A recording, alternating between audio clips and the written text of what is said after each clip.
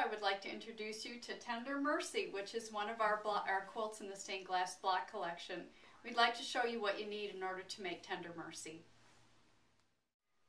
The supplies that you will need to do your Tender Mercy block from our stained glass block collection is you're going to need your Mary Ellen's Best Press to starch and press your fabric. You're going to need a temporary spray adhesive in order to attach your backing fabric to the back of the hoop.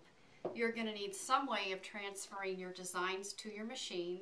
This is our Hoop Sisters bracelet jump drive. And you're going to need the hoop scissors in order to trim your blocks while it's still in the hoop. And after your blocks are completely finished, you're going to need either a trimmer or a trimmer 2.0 in order to trim up your completed blocks.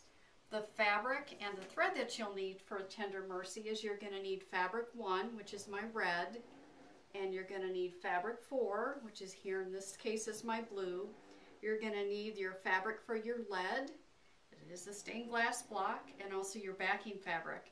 And the thread that you're going to need is you're going to need thread A, thread B, this is my thread D, and also thread F, which will match your lead fabric. You'll need matching bobbins for all of those.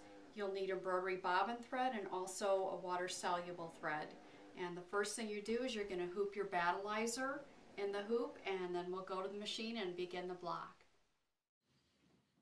To get started, you're going to hoop your battleizer and you're going to place neutral thread in the needle and embroidery bobbin thread in the bobbin, and the machine will stitch the design outline.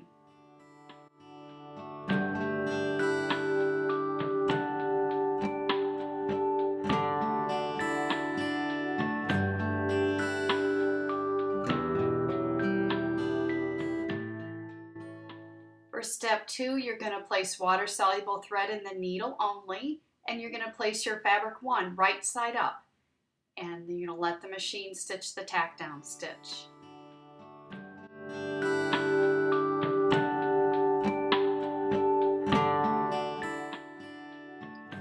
For step 3, you're going to place neutral thread in the needle only, and you're going to place your lead fabric right side down over fabric 1, and the machine will sew the seam.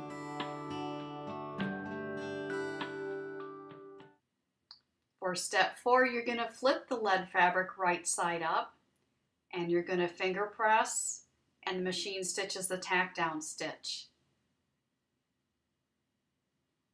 And from there, you're going to take your lead fabric if necessary. Sometimes it won't always be necessary, but if you can trim that to a scant 1/4 inch anywhere inside the block, and then just leave 1/2 inch or so on the outside of the block. Then you're going to place your fabric 4 right side down, raw edges even, over the lead fabric, and we'll take it to the machine, and the machine will stitch the seam.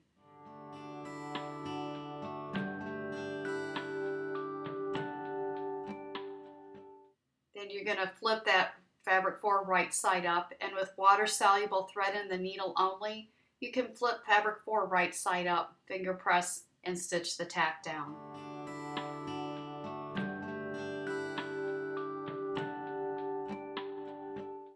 For step 7, you can leave the water-soluble thread in the needle, or you could just put a neutral thread in, and the machine will sew a placement stitch for our applique. And again, using either water-soluble or neutral thread, you're going to place your fabric 1 over the placement stitch, and the machine will stitch a tack down.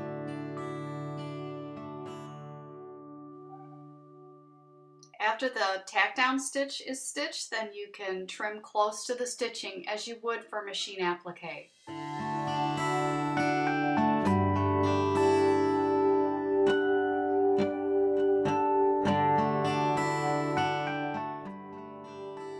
On step 8, you're still going to have either your neutral or water-soluble thread in the needle, and you're going to place your fabric 4 over the placement stitches, and the machine will stitch a tack down.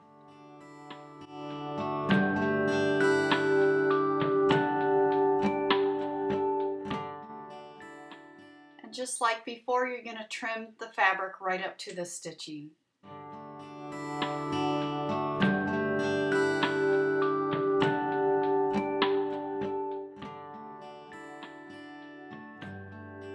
On step 10, we're going to take our backing fabric. We're going to spray it with a temporary spray adhesive and center it over the back of our block.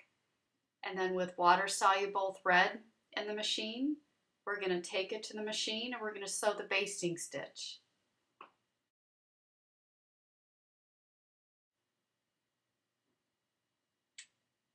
For step 11, we're going to take our thread D and we're going to put it in the needle and in the bobbin. If you have a machine that has an automatic thread cutter, it's a good idea to turn it off at this point. You're going to bring your bobbin thread to the top and you're going to sew the quilting. By turning the thread cutter off and bringing the bobbin thread up, it does help avoid the bird's nest and the ugliness on the back of your block. For step 12, you're going to take your thread A and put that in the needle and the bobbin. And again, bring your bobbin thread to the top and you're going to let the machine sew the quilting.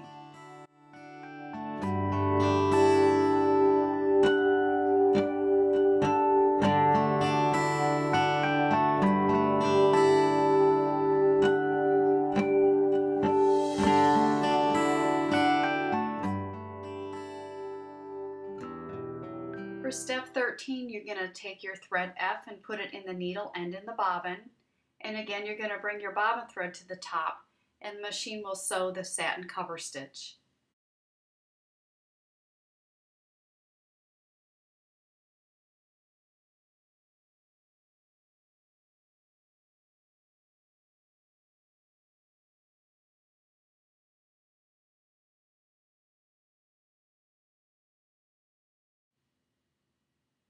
For step 14, you're going to put thread B in the needle and the bobbin, bring the bobbin thread to the top, and sew the quilting.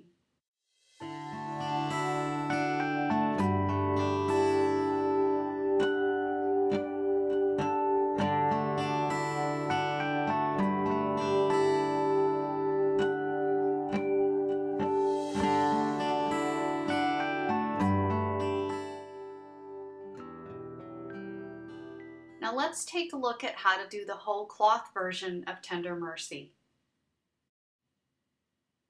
For step 1, you're going to hoop your battleizer and place neutral thread in the needle and embroidery bobbin thread in the bobbin, and then the machine will sew the placement outline.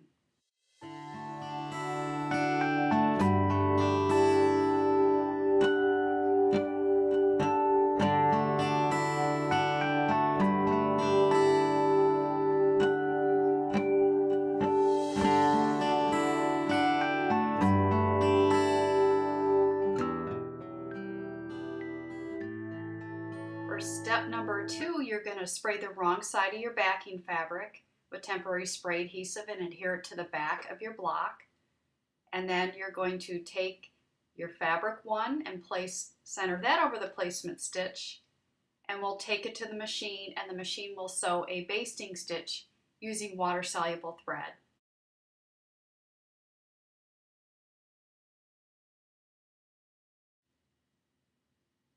For step 3, you're going to put whatever thread you want your quilting to be. You're going to put it in the needle and also in the bobbin. You're going to turn off your automatic thread cutter. You're going to bring your bobbin thread to the top, and all this is so we have a nice, neat, pretty background. And then the machine will sew the quilting.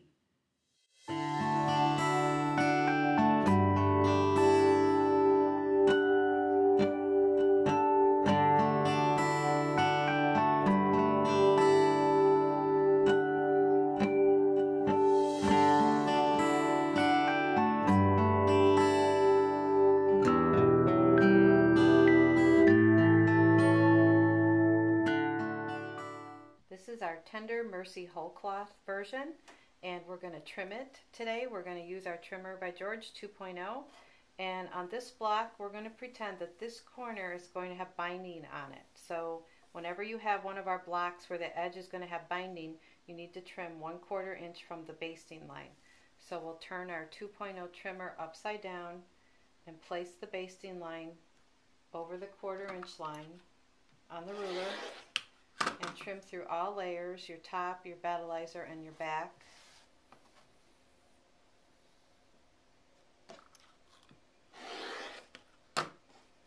So that's where our binding will go.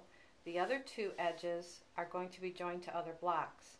So on this particular version, we're going to trim it 3/4 of an inch from the basting line because we're going to join that to two other blocks. I use a highlighter tape and I place it on the 3/4 inch line on my trimmer by George, so it's quick and easy for me to find.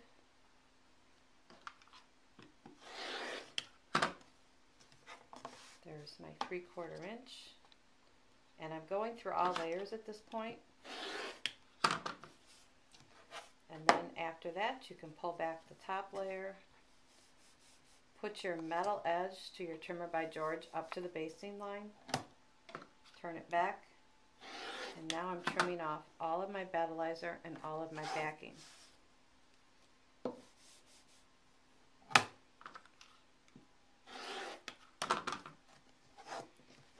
there's the front of my block. These two edges will get binding, these two edges will be joined to another block. In the back you'll see the same thing, binding here. This will be joined to another block with a 3/4 inch seam allowance.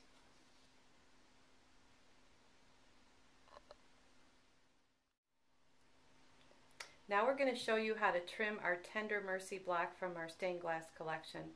We're going to use our Trimmer by George 2.0. This is our block. This edge and this edge is where the binding is going to be. I'm going to trim that 1/4 inch from the basting line. So I'll turn over my trimmer, line up my 1/4 inch line on the trimmer with the basting line on the edge of the block, and I'm going to trim through all layers,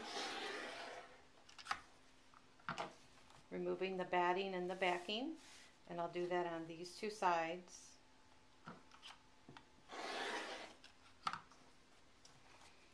So these two are ready for binding. These two edges will be attached to the rest of the quilt. So what we'll do with this is we'll turn back the top layer, take your metal edge of your trimmer, push it up against the basting line, turn back the trimmer, and trim off all of your battleizer and all of your backing.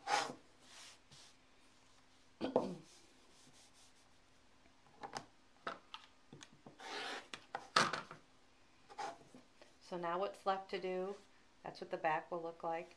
We need to trim the top layer of the quilt 1/4 inch from the basting line, so we'll turn the trimmer over again and put the basting line on the 1/4 inch line.